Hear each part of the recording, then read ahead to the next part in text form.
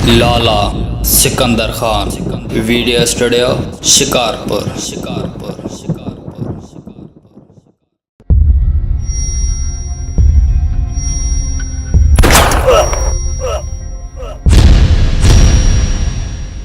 भतार साईं कूंच जे बदिरे मूंखे बाबर जो सिर खपे। अज मां तव्हांखे ॿुधायां थो कंहिं जो रस्तो कीअं रोकबो आहे।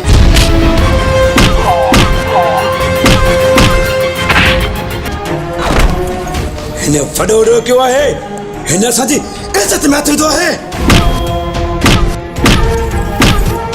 मूंखे हिकु दफ़ो हुन जो नालो ॿुधाए, तोसां ही ज़ुल्म कंहिं कयो आहे?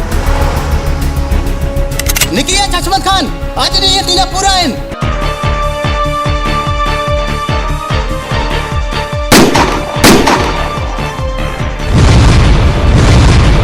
ता पंहिंजो इलाज खणी वञ, कयूं न तोखे हिते पूरो।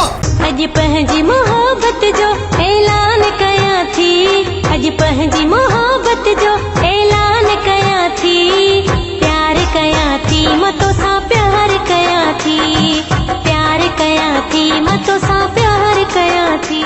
हशमत खान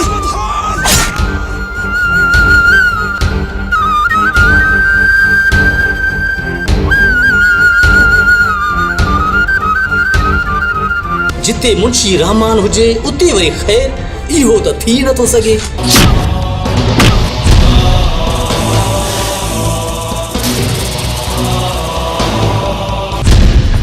अच्छा सोना साईं, असांखे बि घणे ॾींहंनि जो तुंहिंजो इंतज़ार आहे। हट मुंहिंजे रस्ते खां, न त अहिड़ो बुरो कंदी मई न। जेको तो ॾोह कयो आहे न, उन जी सज़ा तोखे बाबर पाण ॾींदो। जेकॾहिं ॿीहर तूं नज़र आए न, तोखे हिन ज़मीन में पूरी दसे। जेकॾहिं पंहिंजी ज़िंदगी प्यारी थी त हलियो वञ।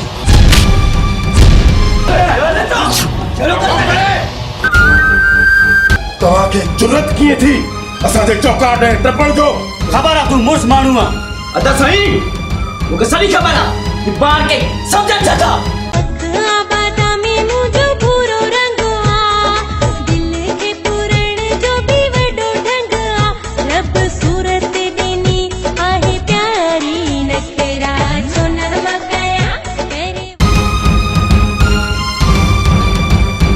केसताणी भॼदी चंबे जे हेठां ज़रूर ईंदी। तूं असांजो टके जो नौकर, तूं वरी असां ते इल्ज़ाम थो हणे।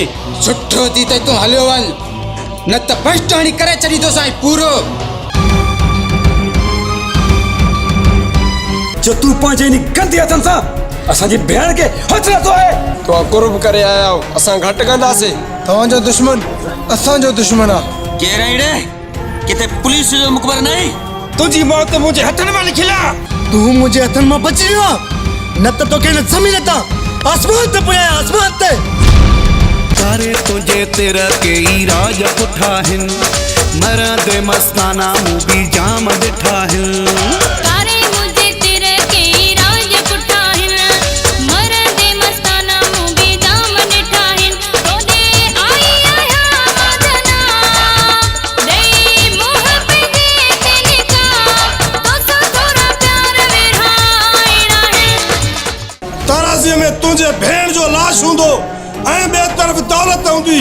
न बता सही न, मूंखे दौलत न, मूंखे इंसाफ़ खपे, इंसाफ़। न वञे वॾेरा बाबर खान।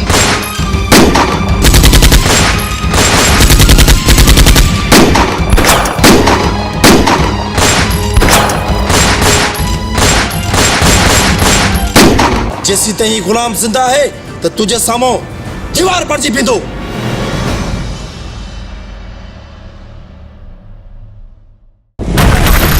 लाला सिकंदर खान वीडियो स्टूडियो शिकारपुर।